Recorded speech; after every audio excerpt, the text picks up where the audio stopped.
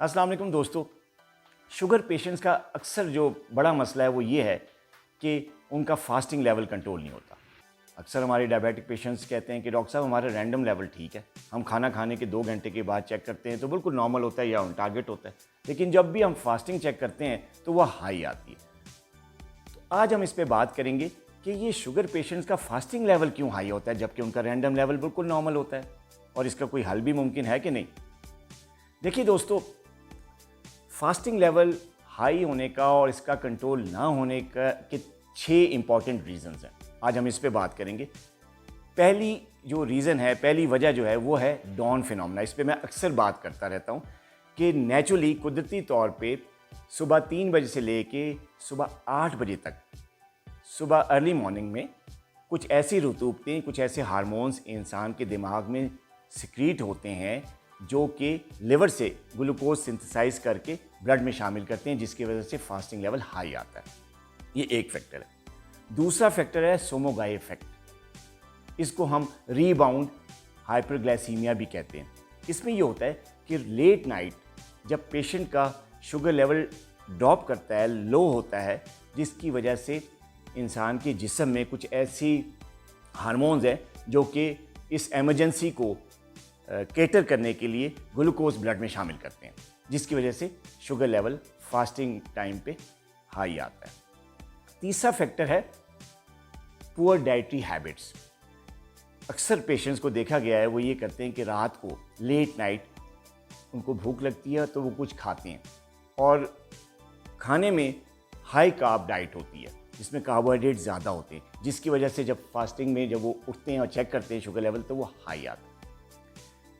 चौथा फैक्टर है insulin resistance.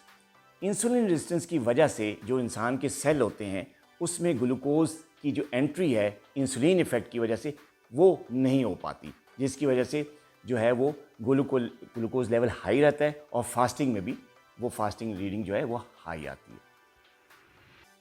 पांचवी वजह है हमारी इनएडिक्वेट मेडिकेशन। अगर आप किसी मुस्तनद डॉक्टर से इलाज नहीं करवा रहे, आपकी जो मेडिकेशन है वो सही डोज में नहीं है, प्रॉपर नहीं है, या अगर आप इंसुलिन पे हैं उसकी डोज ठीक नहीं है, तो फास्टिंग लेवल कंट्रोल में नहीं आता। और आखिरी जो फैक्टर है वो है स्ट्रेस, टेंशन, एंजाइटी। कई लोग ऐसे होते हैं जो कि अपनी ऑफिस में जो भी कारोबारी टेंशन्स हैं, दफ्तर में कोई प्रॉब्लम है, एंजाइटी है, वो जब घर वापस आते हैं तो ऑफिस की टेंशन घर में ले आते हैं, कारोबारी मसाइल घर में ले आते हैं। तो होता ये है कि जब वो बेड पे सोते हैं, लेटते हैं आराम करने के लिए, तो उनको वो ख्यालात जो हैं ऑफिस वाले या वो टेंशन वाले उनके दिमाग में आते हैं, जिसकी वजह से वो स्ट्रेस में आते हैं, टेंशन में आते हैं, जिसकी वजह से दिमाग में से एक हार्मोन निकलता है जिसको स्ट्रेस हार्मोन कहते हैं। ये भी कॉर्टिसोल है।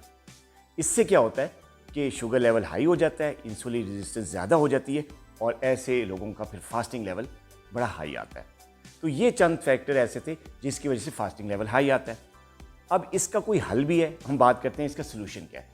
सबसे बड़ा पहला सोल्यूशन तो ये कि एक मुस्तनद डॉक्टर से जाकर आप अपना इलाज करवाएं, ताकि आपको जो दवाई दी जाए वो प्रॉपर मेडिकेशन हो, प्रॉपर डोज में हो, और अगर इंसुलिन दी जाए तो वो प्रॉपर डोज में दी जाए, ताकि आपका शुगर दोनों फास्टिंग भी और रैंडम भी कंट्रोल में रहे।